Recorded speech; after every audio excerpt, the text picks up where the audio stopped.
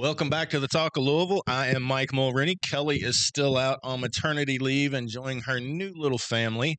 Before we get to the hot topic today, our sponsor, Christie's Cafe. People ask me all the time, who supports Shirley's Way, who supports the community? And I can't think of a better person than Christy to run in Christie's Cafe. If you're not familiar with her, she's got a fantastic little restaurant down in Valley Station. The food is amazing. The burgers, the breakfast. I love the breakfast, but the burgers are incredible. Check them out. But she also caters. People ask all the time, who caters? Christie's Cafe. You can't go wrong. The food and staff are absolutely amazing. So check them out. All right. Today we have Mr. Shane Schlatter. Is it Schlatter or Schlatter? Schlatter. I always say it three different ways, and you never correct me. So people say my name Mulroney and Maguni. So anyway, I want to make sure I got it right. So you're with Exodus Ministries. I'd posted on social media that I was going to go out and ride with you today. So those that you saw that, this is the episode where we're going to talk about what we saw. So we did this once before and the volume didn't work. So we're going to just real quick. How did you get into Exodus? Did you start Exodus? Was this your brainchild or did you just kind of take the job? So Exodus had been a previous ministry that it kind of was inactive. It wasn't doing anything, and the board was intact. And I had done work in Southwest Louisville for a long time as like a youth pastor and outreach pastor.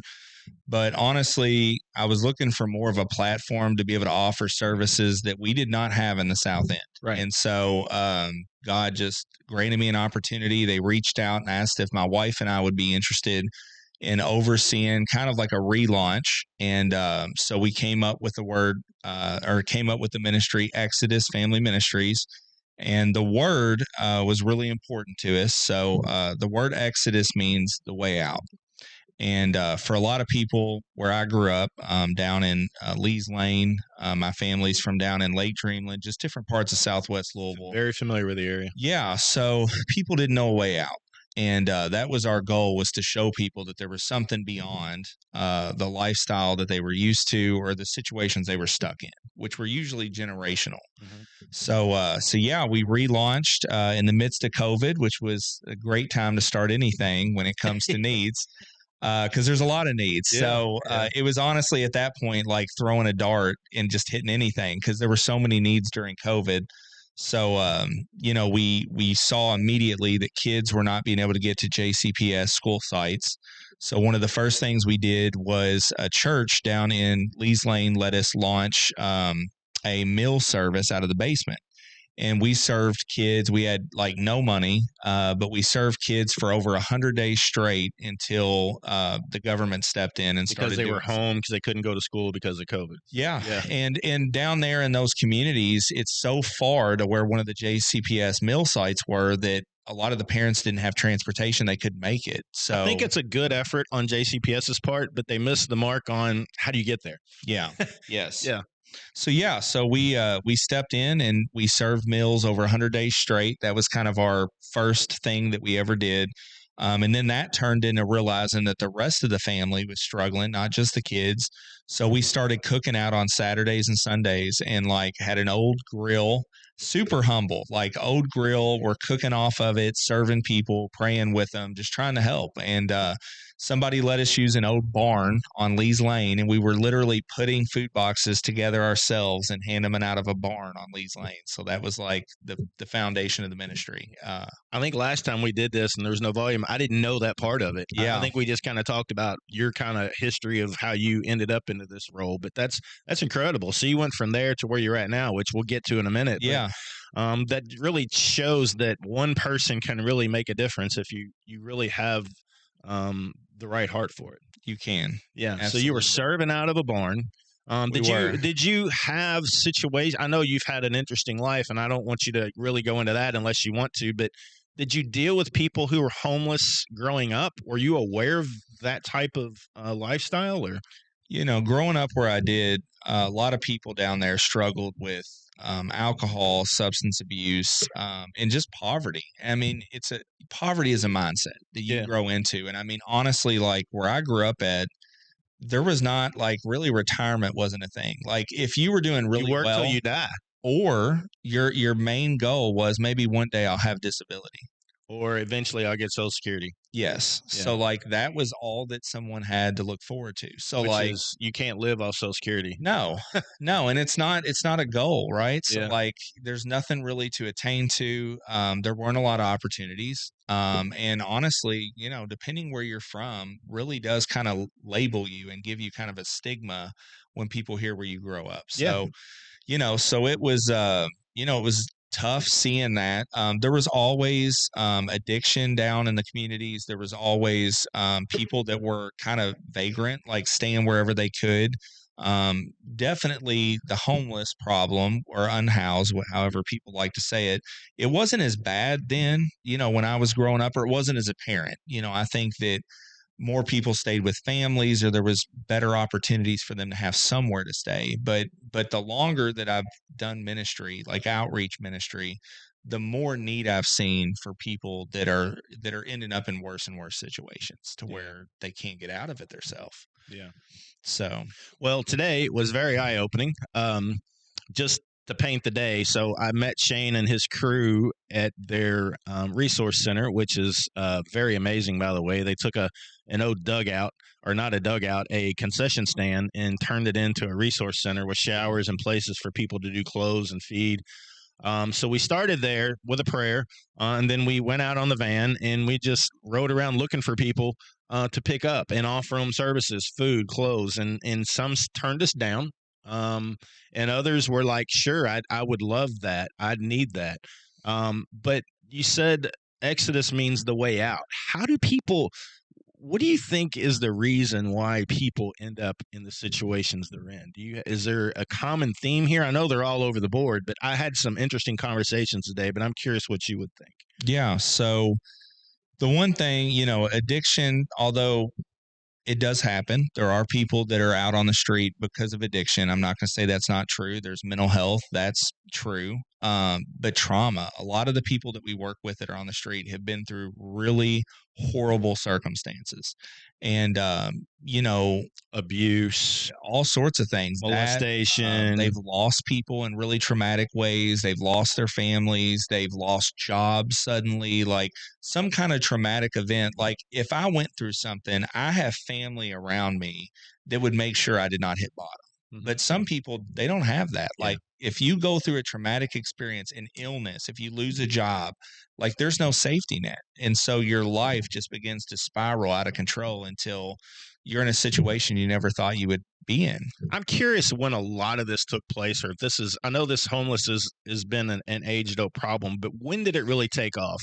I think it took off when corporations figured out they could save billions of dollars a year by shipping all these jobs out of the country.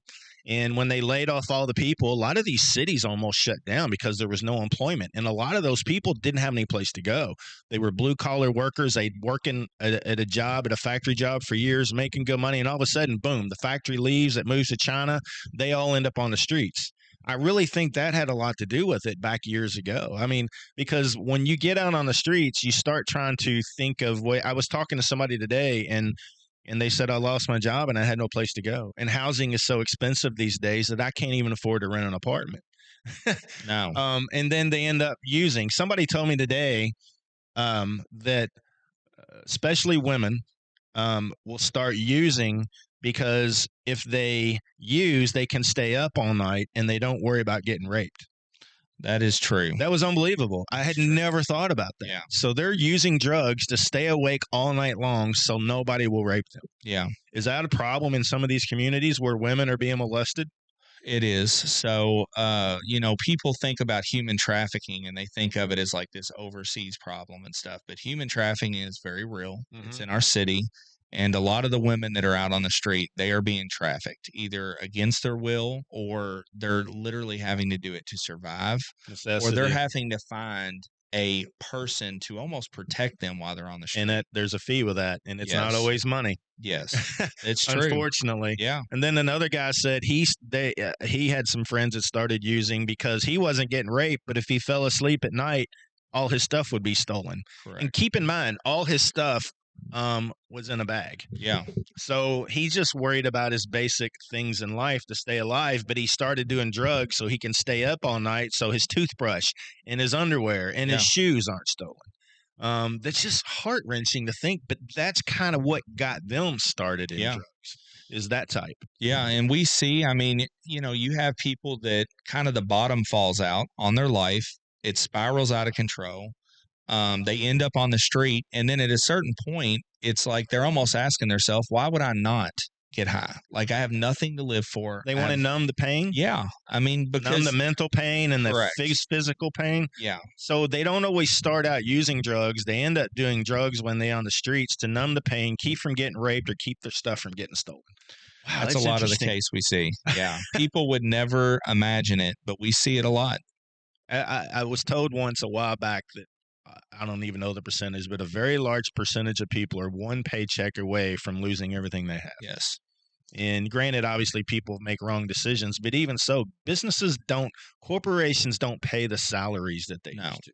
I was talking to somebody the other day, and they said, yeah, I work for this major corporation, and they pay me just enough to where I'm eligible for government benefits.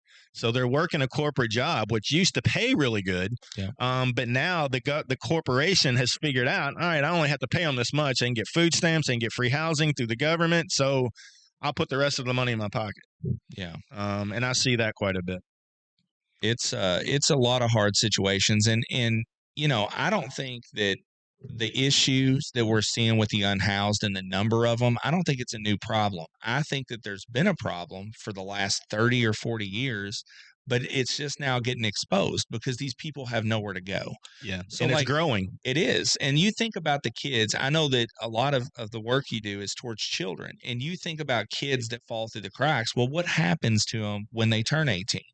And they have no skills, they have little education, they have no support system, they don't know how to do anything, no basic life skills at all. So like we're seeing younger and younger people on the streets that have no skills to live on their own. There was a kid today that you offered to pick him up, and you said he's actually doing well. He's got a bike, he's in an apartment. Did you say he was 18? He was 19. 19 when y'all started. The street. So how did you all get him turned around? Was he using drugs or anything? Or so he was using out on the street, and thankfully we were able to find a program that works with youth between like 18 and 24, and so they kind of took him under their wing and looked after him. We helped him get all his documentation together that he needed. And he got a housing voucher, got off the street. Now he's sober, looked great today. He did. I would have never guessed he was in that situation. And was on his way going to a job to help somebody build a deck. How good does it feel to say you saved that young man? It is an amazing thing to be a part of it. I mean, between all the partners. But you can be as humble as you want. You're leading this effort. I mean, you really are. I went today. And we picked up probably, not us, 2 vans, 25 people, I guess, and a few extra showed up. But when we got there, this is where we're screwing up. It's not only allowing people to do this and then not helping them, but there's no services. No. But when I got to your facility today, you had 4 or 5 different partners there trying to talk to these people. And I'm not talking about come pray, and I'm not picking on religion, but a lot of times all you hear is, here's the Bible, do this. There was people there signing up, helping sign up for housing vouchers. There was the VOA was there. There was some who was that guy? He was really cool. Styler? Styler's awesome. Yeah, Styler's had a great amazing. Conversation with that guy. Common assessments or something Common like that? assessments. So that's the first step to start entering the housing process with our city. But what's the problem with housing? So there's not enough places.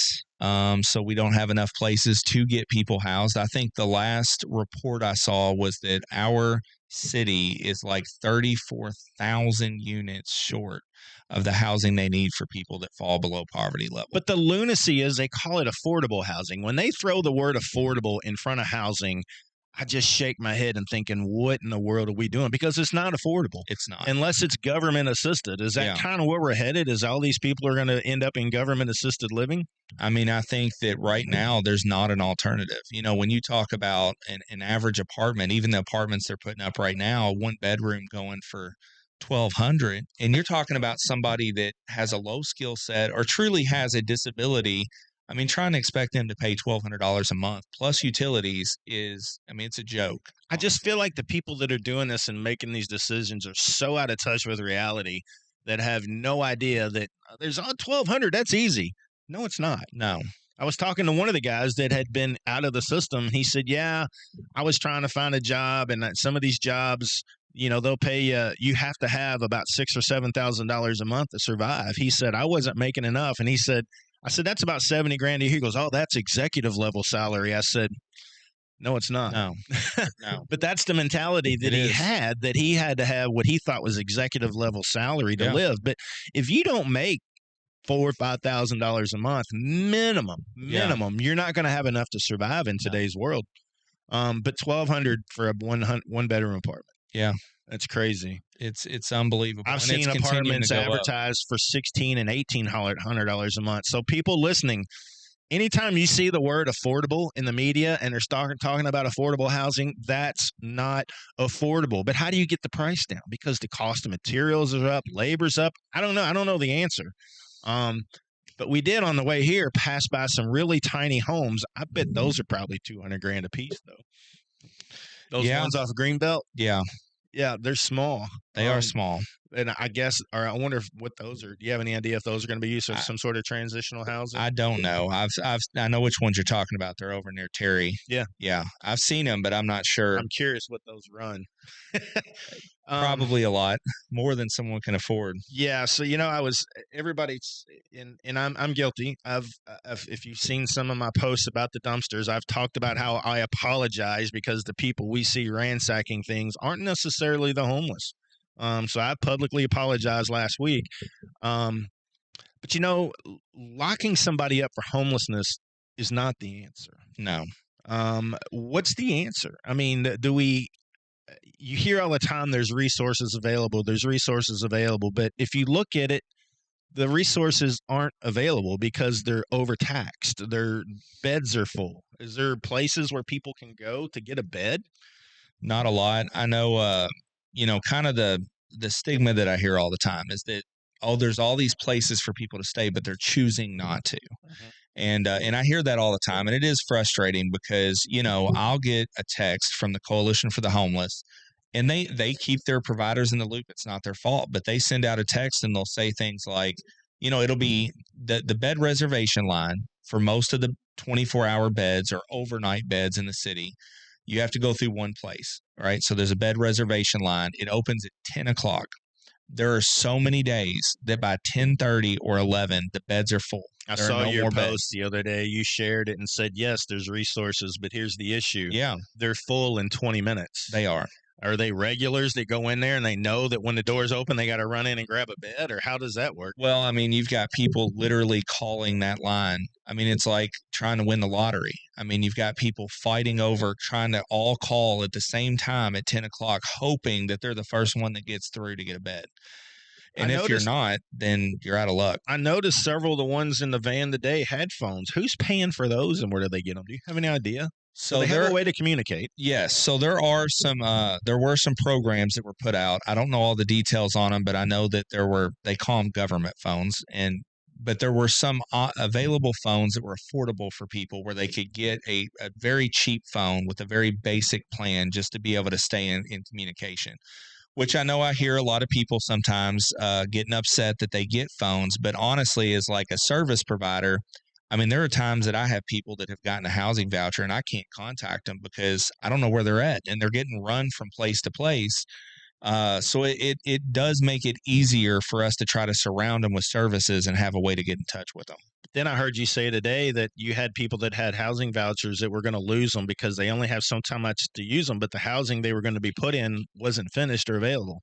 So then do you start the process all over again, or do they send you someplace that might be condemned, but at least they'll get you a house? I mean, is that what they're doing, or do you have any idea what happens when that voucher expires? So we personally don't do a lot with navigating the housing vouchers. Our big thing is getting them in front of the people that do and the organizations that help kind of work with those vouchers and do the permanent supportive part.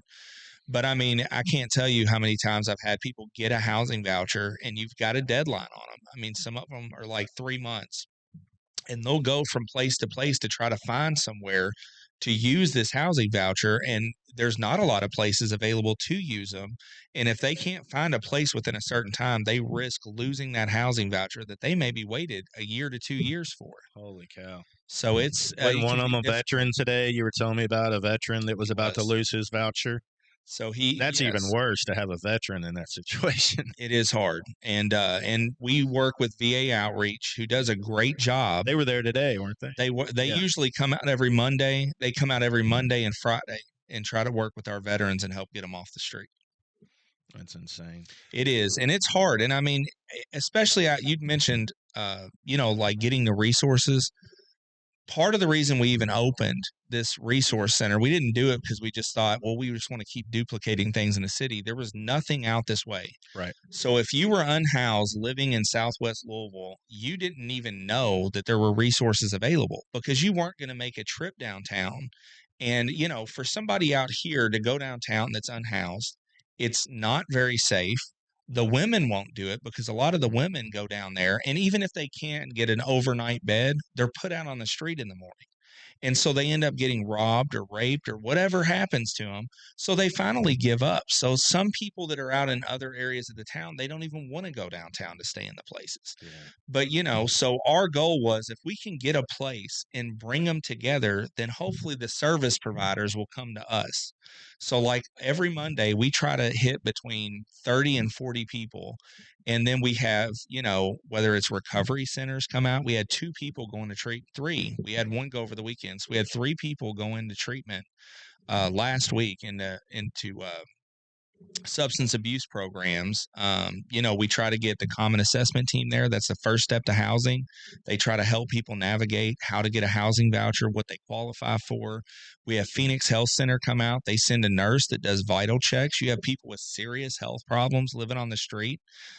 They help do medication if they need medicine. We have KY Connect that comes. They do food stamps, or they can help with navigating like insurance, because a lot of people on the street, they need insurance. You can't get them into health care without insurance. You can't get them mental health treatment without insurance, and you can't get them substance abuse treatment. So we try to bring as many different providers as possible to one place to try to help them get on their feet again. You just named about 25 barriers. Oh, it's horrendous of things that you're trying to help people, and you keep running into all these barriers. I mean, doesn't it is there any place out on this in a town that exists that if you need help, you can go in and they have all the services right there? Does that exist? It does not. No. I mean, I think that's we're failing. We're trying to do at a very small scale. Is it available anywhere? If you go downtown, there's some great things that have been done. There's great organizations downtown. St. John Center does a great job. Yeah, but they're downtown. Are there places where somebody can go and it's like a one-stop shop? If I've got medicine I'm not taking and it's causing me to lose my mind and I can't get my mind straight, is there a place to go where there's everybody you just mentioned there at one spot and you don't have to go anywhere else? I'd say the answer is no. There's not. Yeah. No, the best attempt that I've seen, it is. Yeah. I mean, as easy as you can make it for people. I mean, when you're talking about someone that is in survival mode, I mean, literally every day you're just trying to stay alive. And you have them in front of you. You can't let them go. You need to get as many things knocked out at one time and make it as easy as possible. Because you might never see them again. If they if they're in the mindset to get help, if they can't get it right now, think about if you're cleaning out your house. I want all this stuff gone. I want it gone now. You have somebody that comes up, they take all your stuff. If not, it's just going to sit there forever. It's kind of the same situation. If you don't get it right now, you may not win them over. Yeah. Well, I mean, you think about the worst time, and I try to get people to do this. Think of the worst thing you've ever experienced in your life, where like you had loss, just tragedy, just hardship in general. Think about that time, and then think about trying to navigate getting on your feet in the midst of all that going on, because every day they're living through hell on earth. And then we expect them to try to make good decisions on how to get help. And we'll call this number and you're going to be on hold 45 minutes. Or if you want EBT and want to be able to eat, just fill out all this paperwork and mail it in. I mean, paperwork. I'd rather insane. be punched in the mouth than fill out paperwork. So So can you imagine being homeless and you just need some food and you got to fill out 4 forms? And prove that you're not working, or prove where you live, or prove where you don't live, or fill out these verifications. I mean, it's honestly overwhelming. And then you have to remember, you have to be able to get mail, because at a certain point they're going to cut you off. So you've got to get a letter in the mail. You have to fill that out and send that back in. So it's just, there's a lot more barriers out there than what people are aware of. So I was standing behind you today and you handed somebody toothpaste and you got this long list of stuff. And I'm like, what are you doing? He goes, I got to document what we gave away. I said, why? Is somebody inventorying this? You said, no.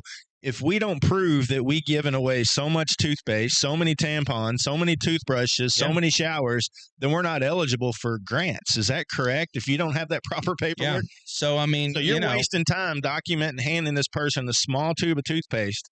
And it sounds minimal to you, but when you've got 100 people there and you're trying to document all this stuff, it's overwhelming for no reason. It is. It's, trying to keep track of how many pairs of boots do we hand out? How many, we have TARC passes that we make available. If they have doctor's appointments, we try to get them TARC passes. We have to track that. So, trying to sustain the funding to do this is almost as hard as doing the work itself, which it shouldn't be.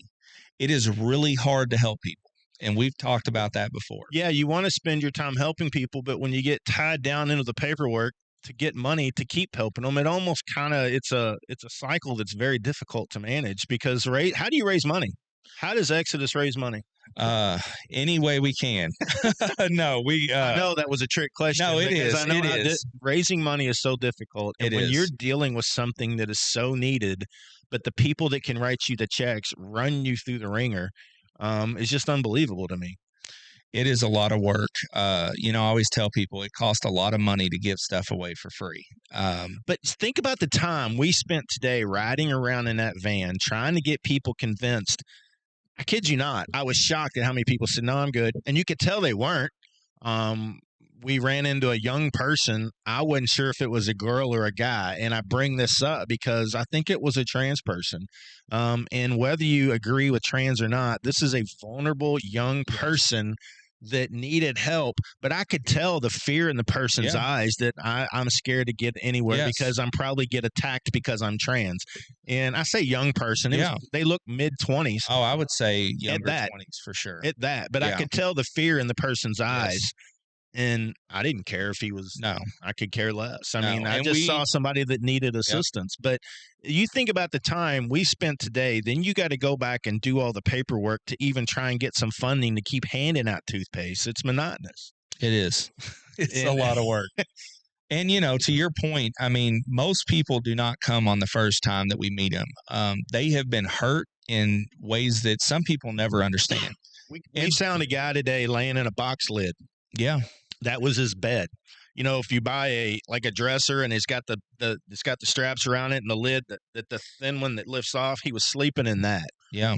But you handed him a bag and some water, but he said he was fine. But you've seen him before. He said he was just there till his sister gets back in town. Yeah. Do they usually make up stories like that because they're ashamed or scared of what they might say? I mean, I think, and sometimes honestly, I think they've told themselves a story so many times. They feel like they're worthless. Yeah. Well, or you're trying to hold on to some kind of hope. Yeah. I'm waiting for this check. I'm waiting for this opportunity. I'm waiting for it's like they want to have some kind of hope they can hang on to. Well, maybe my mom or my parent, and sometimes, and I'm not saying that everyone that's stuck in hard situations has not made a mistake, right? Yeah. I've made mistakes. But thankfully, my mistakes. That doesn't mean you need to die for it. No, and you shouldn't have to suffer the rest of your life for it. And so, they're holding on to whatever hope they can that things are somehow going to get better. But, sometimes it takes us going back to that same person 4, 5, 6 times before they trust us enough to think, you know what, I'm going to give this an opportunity. But what works? Is it continuing to hand them the cheese crackers that they need to survive? Or is it, Jesus wouldn't? I mean, do you lean on religion to try to get somebody to come in with you for help? What is the carrot that gets people interested? I mean, obviously they're all different, but are you seeing anything common that if I did this on a regular basis, I might be able to get more people to come with me for help? Is there anything out there like that? Is it food? Is it clothes? I think it's taking the time to listen to them and to build the relationship. And, that looks different. Sometimes building the relationship is giving them the cheese and crackers and the water just so that they know that you care about them. Sometimes it is offering to pray with them. Look, I don't know what's going on, but God's not against you. God is for you. And it is taking the time to sit there and pray with them and share Jesus with them. And I think that if Jesus was here today, this is which he is, through believers, this is the work he would be doing. Yeah. I ticked somebody off one time when I said, if Jesus was alive, he would sit here with the gay person. He would sit here with you. He'd sit here with a trans person and drink a beer with them and sit down and listen. I really do think that. I don't think Jesus, he was not judgmental. I'm not real religious. I just go by what people tell me. But if the footprint of Jesus was to accept all people, he would sit here with anybody. Yeah. And it wouldn't matter their situation. Well, and I think it sounds generic, right? Jesus ate with sinners. He didn't sin with sinners. But he kept company with people that they mocked him for it. Like, they actually made fun of the disciples. Like, what is Jesus doing sitting here with these tax collectors and sinners and known prostitutes? Man, I'm with you. Nobody likes a tax collector. Yeah, well, there you go. I'm kidding. But you're right. He got patronized. He didn't go sit with the high-powered executive level people. He was down with the common blue-collar people and was trying to convince them that their life matters. He was. And, that's where, you mentioned earlier, some people just want to offer to pray and they don't want to go that extra mile. The Bible says it is faith without works is dead, right? It's a great thing that I believe in Jesus, but allowing him to work through me to try to help somebody, that's where you put the money, to work, right? That's where you put your feet in action and you go and you do something with it. And so I think that it's going back to these people time and time again and letting them know I'm here. I mean it. I care about you. I don't care what your situation is. It can get better. Like, sometimes people just need to know that. Like, whether it's getting an ID done, or we talked about that earlier, celebrating small victories and letting them know that they can actually achieve a goal again in their life. Yeah, I think that's the most genius thing you talked about today is if you can get people to set goals, and if they can accomplish one goal, they feel accomplished. They feel like they've done something. Then they're more apt to go to the next goal. Next thing you know, they're crossing things off their list and feeling good about themselves again. For sure. One thing that I noticed today, and I felt so sorry for this woman, is I could tell she was struggling. I figured out what it was, and I could tell she had started her cycle, and she got out and was bleeding. And I mean, just think about the humane thing, especially for women that, one, are scared to go help because they're scared somebody's going to rape them, and then two, be in a situation where they're out someplace having their cycle, and she said, "Oh my God, I got blood running down my leg." Yeah, I mean, I just can't even fathom that lifestyle. And she actually seemed like her and the guy that got in the car. I don't understand why they're homeless, to be honest. They seem like they had their wits again. The one guy talked a lot, but he was nice. I mean, it wasn't like they were they might have some mental illness, but they seemed like they had it together. I mean, do you think somebody like that will eventually come out of the system? But the problem is there's no step up out of the system. No. And that is, there's not an easy, like, if I just get to point A and then B, it's not defined. And like I told you earlier, one of our goals this year is to put in place a case manager to sit down and give people achievable goals and try to show them, like, this is point A to point Z. And if you follow these steps, then there's something that's going to be on the other side. What's keeping you from doing that? Money. How much does a case manager cost? A case manager, I mean, if you're looking for somebody that has experience, is anywhere from, it's a broad range. It's anywhere from $55,000 to probably $65,000 with someone that knows what they're doing, that can invest in people and sit down and case by case look at their story, look at their barriers, and try to help them every step of the way to get to that end goal, whatever that end goal is. So funding, is the city helping at all with being able to maybe I mean, you got an invaluable resource here in the South End. We got to somehow figure out how to get major corporations behind you, just like every organization. But if we truly want to fix getting people off the streets, Yes, it's going to take corporations and the government to get behind you. So are they helping you at all? Is there government funding, or is it apply for $5,000 and it costs you $10,000 in accounting fees to cover the $5,000? You know what I mean? We've talked about that before. we have. People don't understand how no. grants work. If you apply for $10,000, there's all kinds of paperwork to go with that $10,000 to turn in, to manage, to make sure the money's handled properly. And it might cost you $3,000 in accounting fees to prove everything that you just applied for the $10,000. It is. Yeah. So early on, we would do that. Early on, I would get grants for, to your point, 5,000, 10,000, and then turn around and spend It a costs you significant money. amount. Yeah. Yeah. Or I'm taking all my time, and whereas I could be trying to actually do the work that needs done, I'm worried about sitting here trying to figure out how many things of toothpaste we handed out. Like, it's insane. Now, I will say the last couple years, the city has really stepped up to help us with sustaining what we do. We've got some new council people that I feel have really started paying attention. They have. Yeah, and they have. understand the process. So. They do. They do. So I can say, I mean, I can't speak before then, but the last couple years, they have stepped up in some ways I didn't think that they would previously. So I saw the other day where the city has, and I think everybody put pressure on them last year for the cold days. You got to budget some money to handle this kind of stuff. Yes. But I saw they budgeted $1.2 million. Do you have any idea how that money's going to be used? Do you think it's going to be used wisely? Or is it we just going to keep I feel like we're and I'm not knocking any efforts. No, but I feel understand. Like we're band-aiding situations that if we could get some true funding, we could go to people and say, look, I know you're struggling. We want to get you off the streets. Yeah.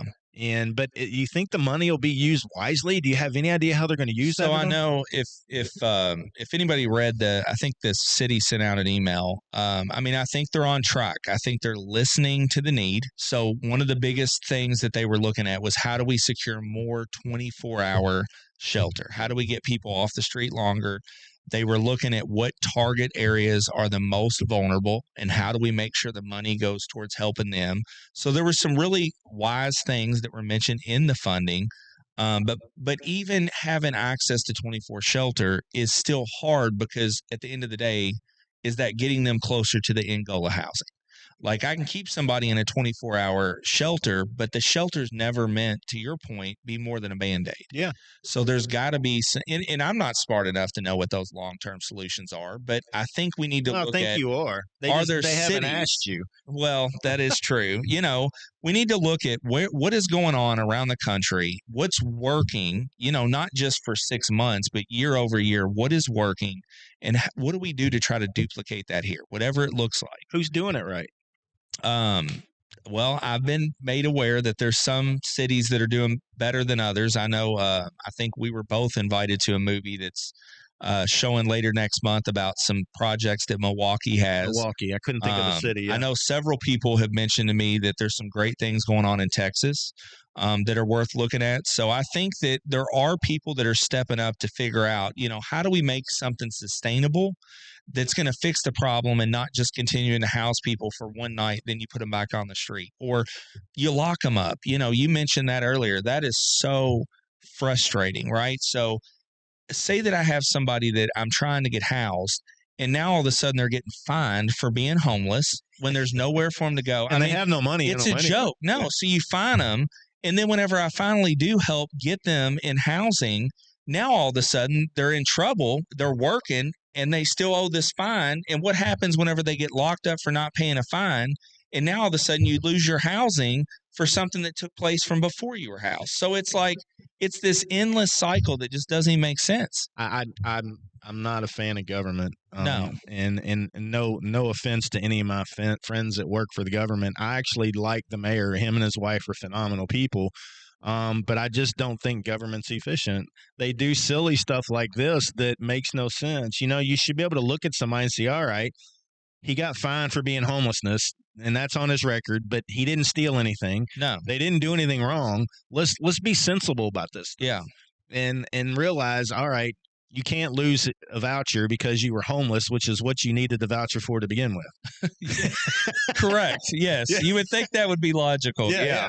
So, but anyway, it's unreal. So I have heard there's other cities doing stuff really well. And I don't know. Again, we keep band-aiding stuff, but I am glad the city passed that and got some money added to the budget, but I'm very curious what they do with it. In a perfect world, if you had funding, what would you do? Would you take and create pods and make sure there's heat and air and a bed in there? Is that a good start? I mean, is that a good start or not? I don't know. No, I think it is, right? So if you can put people in a situation where they're no longer having to try to survive Under a roof. correct, and they can think, I know a lot of people don't like the housing first model, but it's really hard for somebody that's out on the street to try to get anywhere.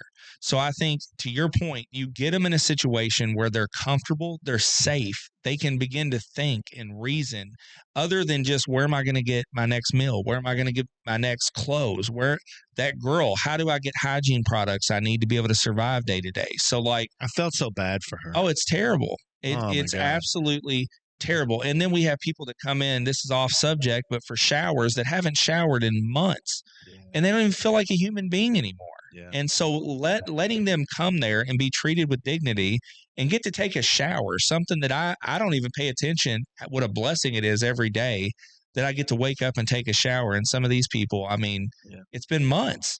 I think we need to find some property somewhere, 10, 15, 20 acres, and put a bunch of these pods with a roof and give people some dignity, have them some showers, have them fed, get their medicines right. And at that point, I think you have their attention. And they're going to be like, but you know what? If you're homeless and you urinate all over yourself because there's no place to go, and I get it. I'm a business, and some of the homeless come in here, they smell like urine, and it's tough to run a business to have them around. But then again, what's the humane side of things?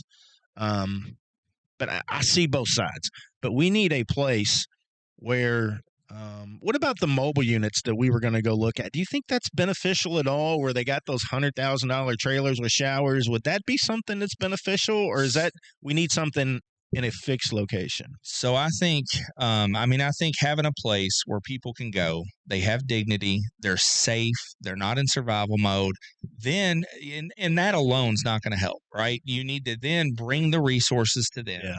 Make sure they get whether it's mental health care, whether it's skills and training, whatever that looks like. At that point, you can begin to help them. Being on the street for a year, 2 years, 5 years, you're going to need some kind of counseling after that. After having to try to stay up every night because you're worried about your stuff getting stolen or worried about somebody sexually assaulting you. So you're going to need some kind of mental health care. But once you're there for a while, then you can begin to see what is that next step and get the services to the people that they need to be able to have long-term success in life. But the mobile showers, I think that's a great idea for building the relationships. So like, there are people that, like the people we saw today that wouldn't come in, if we could serve them where they are, then we're probably that much closer to eventually getting them to come back and actually be able to see the resources that they need. Yeah. So I think that's more just the relationship building the trust, and then getting them back to the services. I'd say a lot of people, when you pull up in a van, a large majority of people that are in that situation probably know who you are. Do you think people still just don't know? Some don't. I think that thankfully we've been doing this. It'll be 2 years in October, which is amazing to think about. So we've had the Resource Center open 2 years. But I'll tell you one of the things that's scary to me. We run the same routes every week. The one that you saw half of the route with our van. 2 weeks ago, we saw 13 new people running the same routes. So there are people that were not unhoused months ago that are now becoming unhoused. And so the problem is we're trying to solve it with the people that are already on the street. Meanwhile, there's more and more people ending up on the street.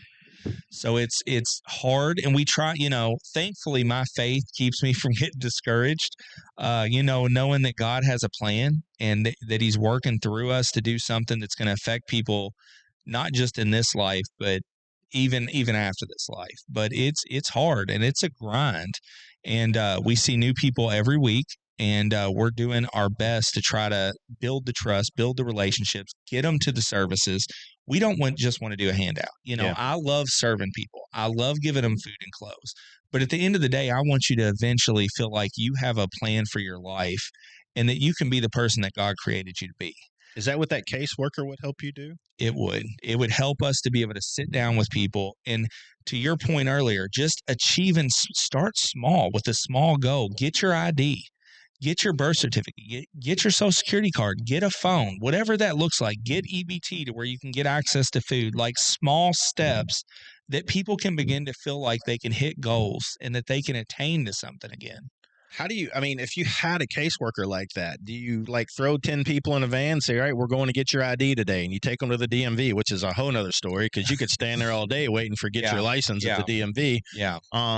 So is that what it would look like? I mean, do you need a bus to run these people around maybe or what? Yeah. So, I mean, thankfully we've got 2 vans, which you see, we wear those vans out several days a week.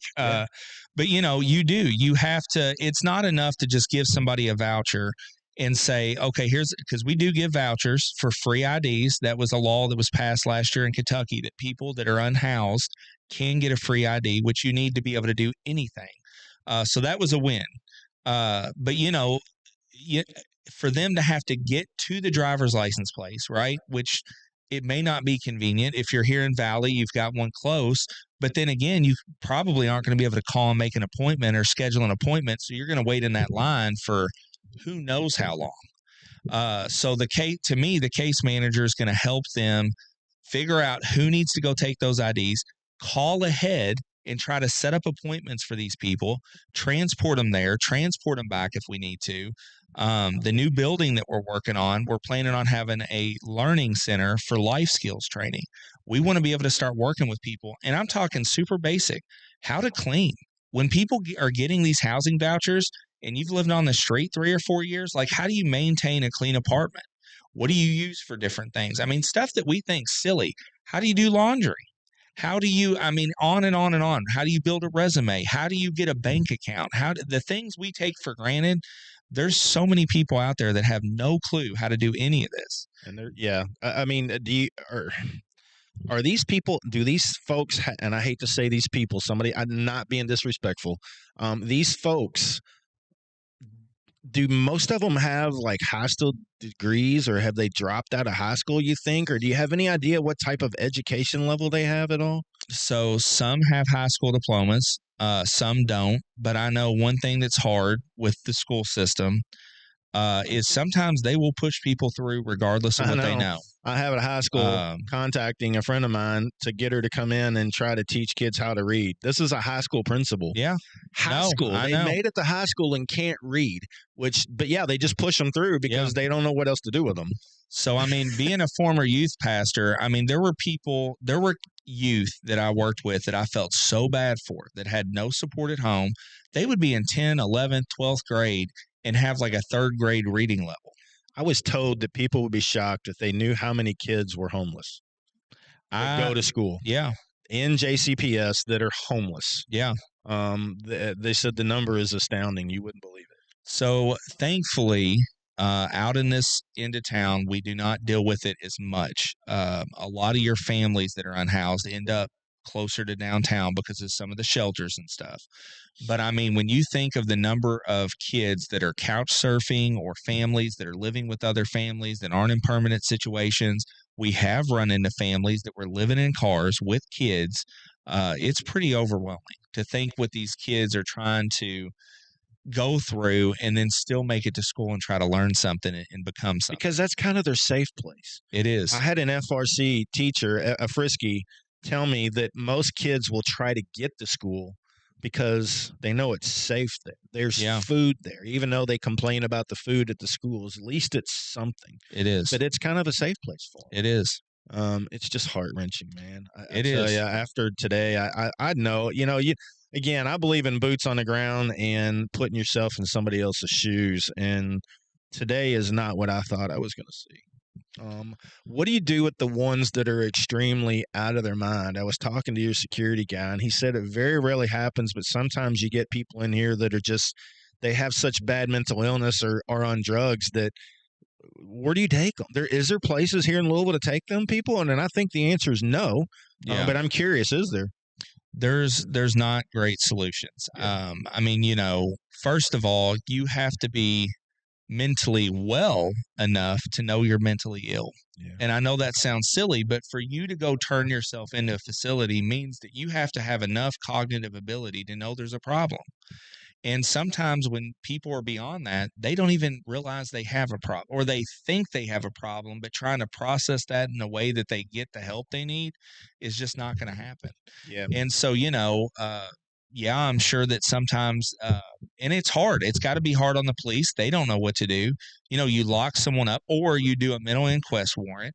They go somewhere for 3 or 4 days. They get put back on the medicine they need. But then at the end of that stay, they're put right back out on the street where they're not going to have access to medicine, and they're not going to have the providers of the care they need to maintain the medication. So, I mean, it's really tough. I mean, we have people out there that are severely mentally ill, and it's really hard to be able to provide any kind of service with them because there's not any long-term solutions to get them the help they need. Yeah. Yeah. Long-term solutions are going to kind of seem cruel and unusual, but I think at some point we're going to have to take that stand in society, but it's all in good faith to help people, but it's going to seem cruel. Probably the process is going to seem cruel, forcing somebody someplace against their will. But, these people are a harm to themselves and a harm to society, because I've seen them walking down Dixie before, and I'm scared to death they're going to walk out in the middle of the road. Yeah. Because they're talking to themselves, not paying attention, swinging at something. I don't know what they're doing. Yeah. But they're a danger to themselves. Yeah, and it's hard. And sometimes you see that outward, them doing all those things. Sometimes it's somebody that in their mental illness, they won't eat. And so you're talking, they've been out there not eating for weeks, and barely eating or drinking enough to get by because their mental illness is so severe. And so in that case, it's almost more inhumane to do nothing. Of all the BS that you have to track for grants, the one thing do you track your successes? I mean, what's the success? Is it 10 people? Is it 100 people a year? So last year, I'll tell you a funny story. When we opened the resource center, we thought that we might see 100 unique or different people in the first year. That was our goal, because we had been doing outreach for a while, and we thought, well, that's attainable in the first year. We ended up seeing over 400 people in the first year we were open. I mean, it was unbelievable. 400 unique people. Over 400 different people. We had unbelievable. We had over 2,500 visits, and we saw 477 different people the first year we were open. And we had countless connections to resources. VA connections alone, we had like 88 connections. People getting connected to VA outreach. But some of the things we're proud of, we had like 40 people going to treatment. It was a little bit over 40 people went into substance abuse treatment. We had over 20 people go into housing. This year, we're already well over, I think last month we were already over 380 people that we've seen this year so far. And it's continuing to rise every time we send a van out and pick people up. We've got housing vouchers waiting. If all the people that are waiting on housing vouchers get them and actually get to use them, we'll have over 20 people that we see going to housing this year that we've worked with. Fantastic. So, and we'll probably have about another 30 people that we see going to substance abuse treatment throughout the year. Making a difference, man. So, they really are. The people I saw today, I didn't see any mental illness outwardly, but I'm sure several of them were struggling. I just can't get that girl out of my mind, man. I felt so bad for her. I know it was embarrassing, but, most of them seemed like they were reachable. Yeah. I know you said a lot of them are regular, but, I mean, do you think any of those people just today that we saw, do you think maybe one or two of them might say, all right, I'm ready to take that next step? I mean, it's going to happen. I think it's a matter of continuing, like I said earlier, to build that trust. I mean, we had a guy that we've worked with for a year and a half that last week, made a decision to go into substance abuse treatment, and he's doing great. I mean, we just heard from him this week. So far, he's doing well. We've had a couple people go in earlier this year that are doing amazing. We have people now that were unhoused, have went through treatment. They're on the other side, and now they're volunteering with us on a regular basis. I've talked to a couple other organizations, and everybody says the same thing. you've got to build relationships. You If do. they trust you, they'll eventually trust you enough to say, can you help me take that next step? Yeah. But it's all about listening and building relationships. And everybody says the same thing. All the folks that do what you do that I've talked to, that's all of them. That's what they've said. It is. Being a safe place for a person that's never had a safe place. I mean, you're talking about the kids that are growing up in the situations they are, that are 18, they're out there on the street for however long now, and they've never known a safe or healthy relationship. And you being the first healthy or safe relationship they've ever had. Yeah, that's insane. It is. Insane. So how can people help? You got a website? Do you have events coming up that people can do something in? How can people support what you do? Can they drop off toothpaste? Can they drop off toothbrushes? Any of the dental places out there? I know y'all get free samples all the time. That might be a good thing to do. Is drop off the free samples at Exodus. Yeah, so all of the above, everything you mentioned is huge. But, what I encourage people to do, like you did the ride along today, I encourage people that have this mental image of what it is and what it looks like to just come out, like just take a ride with us, take a couple hours. So I always encourage people to start there, but we always need volunteers. We cannot get enough volunteers. Most nonprofits are doing what they do with like a shoestring budget and as little volunteers as you can. But the people you had working there today, I think it's leadership. I think they look at you like, I believe in what he's doing and I'm going to give everything I have. I really felt that about them. Because of you. I really do. I think that's partial because of what you're doing. Well, I'm trying my best. I don't take affirmation well. I know you don't. Most people don't. Yeah. No, I'm honored to do what I do, and I'm honored to lead the people that I get to lead, and they're an amazing group of people. And this morning we were short help. We had to kind of pull whatever we could together to make it work, to make sure we served people, and it did. So more volunteers, donations. We always need clothes, food, hygiene items. They can be donated at our new location, the 2020 Gars Lane, Shively, Kentucky, 40216, or Bethany Lane, which is 6501 Bethany Lane. Zip code is 40272. So you can bring donations there. We do have a website. It's Exodus Family Ministries, plural.com, and people can go on there to make a donation. We do have a holiday event that we do every year. It really helps us going into the beginning of the year. We do that in November. It's going to be November 20th this year. You all have historically been an awesome support. Not yet, but I'm not trying to put you on the spot. You all have historically been an awesome supporter of that. But, every little bit really does help and go a really long way. So businesses that are out there, absolutely. If you want to step up to help fix the issues going on in our community, you can. Yeah. So we need all the help we can get. I got one last, and this is an off-the-wall question, but we're really pushing this new concept of we're all more alike than different. Yeah. To the point where WLOU is going to let me host a show about we're more alike than different. And the reason I bring this up is because this morning you had a couple black alderman gentlemen. There was women there. There was a couple black women there. I didn't feel like anybody gave two shits who was black or white. Everybody was there to help. Is that pretty much what you see? Always. Felt the love. Everybody's hugging one another, black and white. I mean, I just never seen anything like it. And again, we're all more alike than different. Not one person I felt anything because of the color of their skin or who they were. No. And you won't. I mean, we have people from all walks of life, and we're going to love on them, hug them. Nobody cares. You know what's amazing to me is I see less prejudiced in the poor communities than I do when people make it out. Yeah. You've got a bunch of people that are barely hanging on, that hardly have anything, but they have each other. Yeah. And they don't care about the rest of it. I felt it today, man. Amazing. We were all holding hands while you were praying. And nobody said, I'm not holding that black person. Nobody gave two shits. Everybody was there because for the love of the human race to help people off the streets. It was pretty cool. Well, thank you for that. And thank you for taking the time. It really does mean a lot to us when people come out and take the time just to see it. Yeah. Well, we're going to sponsor your event, and I need you to tell me what's your next priorities. Is it finishing the new center, or is it hiring somebody, a case manager? And if you don't get the funding, we're going to figure it out. I know you said we was talking about a water heater today. Here's $10,000 to help get a water heater and get the extra stuff going on. You're I don't know. I'm pretty emotional today over this stuff, but to see what you're doing for humanity is pretty incredible. So hopefully that helps out. And if I'm going to figure out a way to help you get a case manager, because I think that truly is the next step. Not only to help people, but take some of the burden off your shoulders. Yeah. Because I know you work 24/7 to try and help people. So let's figure that out. Well, I can't tell you how much this means to us. So I know. You're going to make me emotional too, man.